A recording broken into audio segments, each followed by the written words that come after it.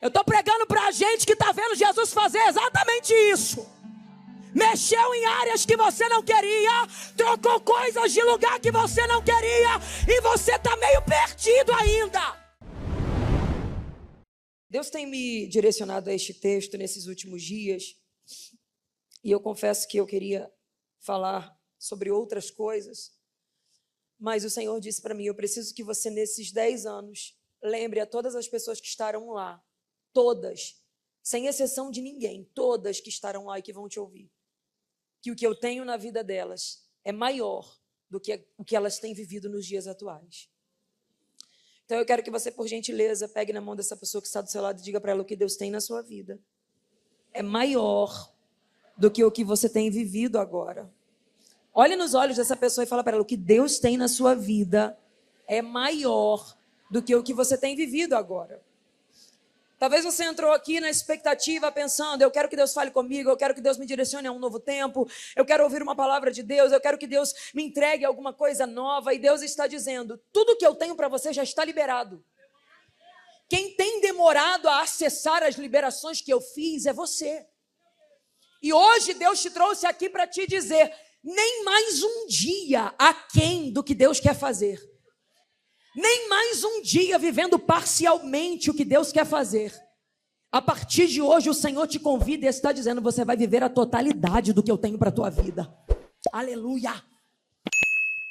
E aí Deus me levou a este texto, quando Jesus começa a se revelar aos discípulos. E talvez você me pergunte assim: como assim se revelar aos discípulos? Sim, no capítulo 16 existe uma transição.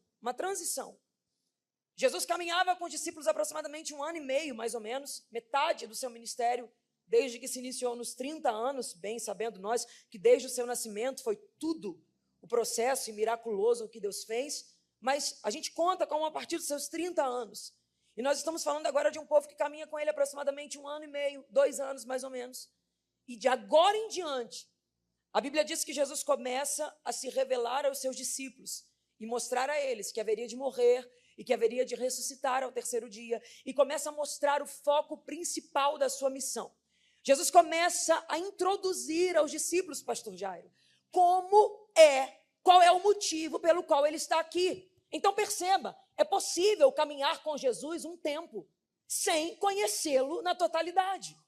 É possível frequentar culto, participar de eventos, levantar a mão, dar glória, ver milagres acontecendo, participar de milagres, mas só conhecer uma parte daquilo que você deveria conhecer.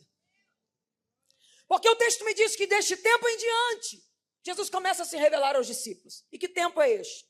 Um tempo em que o próprio Deus traz uma revelação para a terra, Raquel, que ainda não se tinha sido dita claramente aos homens. Me explica isso, pastora? Sim. É como se existisse um teto de vidro e os discípulos caminhavam com ele dizendo: esse homem é diferente, tem alguma coisa nele, ele não é normal, ele é enviado de Deus, mas eles não sabiam ainda a totalidade desta missão.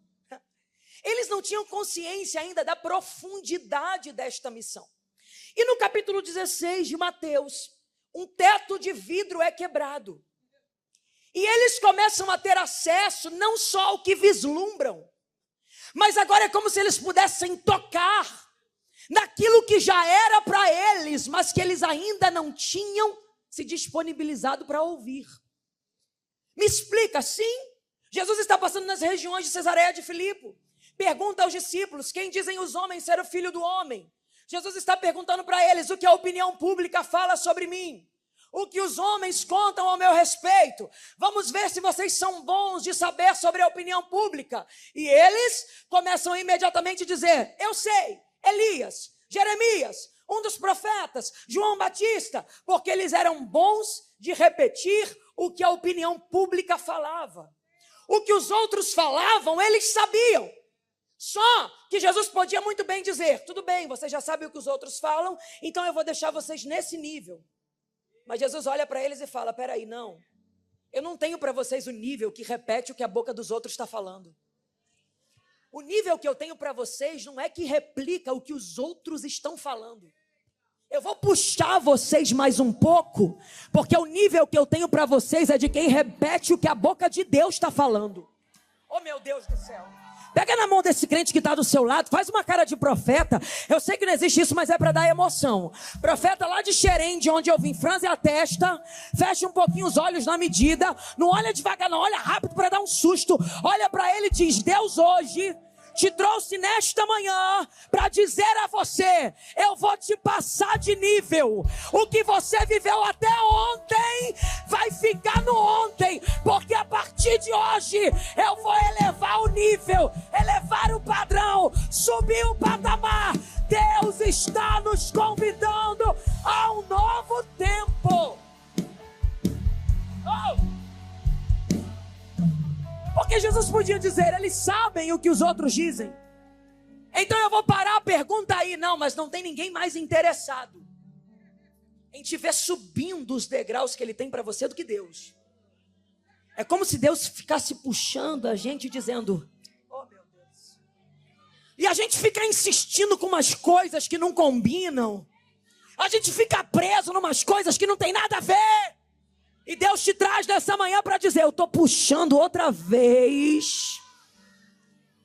Jesus imediatamente puxa outra vez e diz: a opinião pública diz isso? Mas vamos lá. E vós? Quem vocês dizem que eu sou? Porque contar o que os outros sabem é fácil. Mas eu quero saber o que é que vocês sabem sobre o que vocês têm vivido comigo. Pastora, eu conheço Deus do YouTube. Eu conheço o Deus da pastora fulana. O Deus da pastora Cassiane é tremendo. Ele te trouxe aqui para te dizer: eu também sou teu Deus. Eu não quero mais que você me conheça pelos outros, eu quero me revelar a você. Eu não quero mais que você me conheça por testemunho de alguém. Eu quero colocar um testemunho na tua boca. Eu não quero mais que você me conheça por revelação de A ou de B. Eu quero que você tenha uma experiência comigo. Oh meu Deus. Chega de um evangelho raso. Chega de uma vida cristã mediana. Deus está chamando a igreja para as profundezas.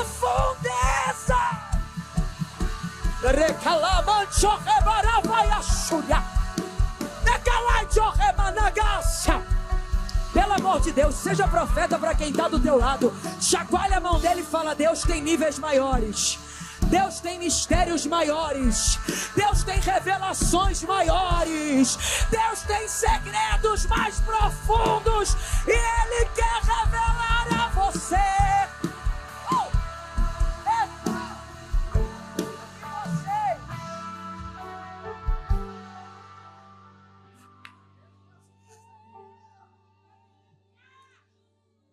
Eles ficam quietos, pastora Silvana, porque eles imaginam que Jesus não é qualquer um.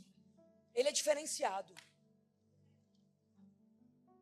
Mas naquele dia, pastor, Deus resolveu quebrar o teto de vidro, Cássia. Chega, vocês não vão só vislumbrar, agora vocês vão saber de fato quem Ele é e o que Ele carrega. De repente, um homem, o mais improvável, o que eu não escolheria. E ele também parece muito comigo, Lília.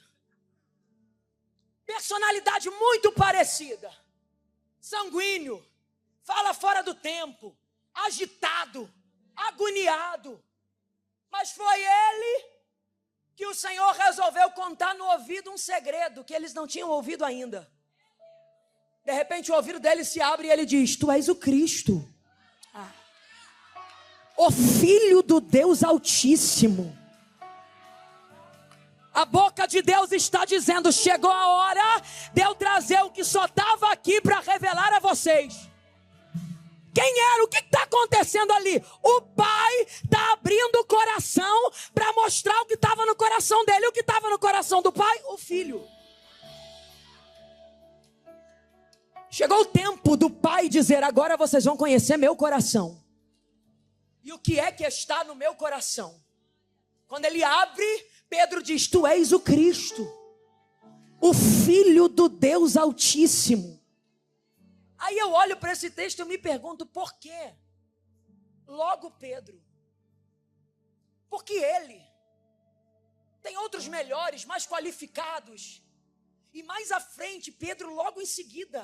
Jesus vai ter que repreender ele porque ele é tão precipitado. Jesus diz para ele, para trás de mim, Satanás. Porque o que ele vai verbalizar não combina com a direção de Deus. Então tudo aquilo que foge da direção e da missão do Pai é obra de Satanás. Ele é tão precipitado que mais à frente Jesus tem que corrigir ele. Mas nessa ocasião, a pessoa que o céu escolhe para contar é ele. Aí eu leio a história dele e eu fico me perguntando, por quê? Porque a gente pode ler o capítulo 16 e dizer, Pedro privilegiado. Mas eu preciso que você entenda que por trás de toda a história existe uma história. E para uma geração como nós vivemos nos dias atuais, fast food, onde quer construir tudo muito rápido, eles esquecem que boas histórias são embasadas em boas raízes. Quando eu volto à história deste homem, eu entendo o chamado dele, porque o primeiro encontro dele com Jesus já foi estranho. Me explica, Gabriela. Sim, o irmão dele encontrou Jesus, ficou muito empolgado, voltou para casa e falou, mano, o nome dele não era Pedro, o nome dele era Simão. Repita comigo, Simão. Mais uma vez, Simão. Fala para quem está do teu lado, o nome dele não era Pedro, o nome dele era Simão. O irmão dele chega e fala, mano, Simão, encontrei o homem que todo mundo está falando que vai chegar. Vamos lá conhecer ele. Eu imagino Simão pensando, hoje ele revela a minha vida. Hoje vai ter balabalá, e hoje vai ter mistério, hoje ele muda a minha história. E aí vem Simão andando junto com o irmão dele. Quando ele está chegando, Jesus não cumprimenta ele, Raquel. Jesus não pergunta se está tudo bem. Jesus olha para ele, aponta o dedo e diz, a partir de hoje, tu não te chamarás mais Simão, mas te chamarás Cefas, que traduzido é Pedro.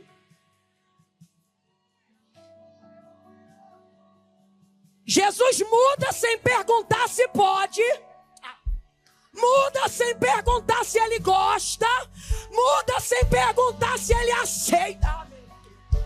Tem horas que Jesus vai mudar coisas sem te perguntar, sem te pedir autorização, sem querer saber tua opinião.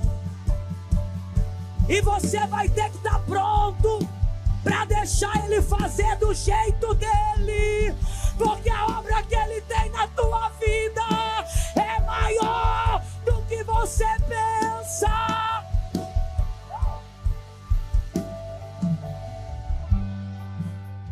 Jesus não pergunta, você gosta do nome Cefas?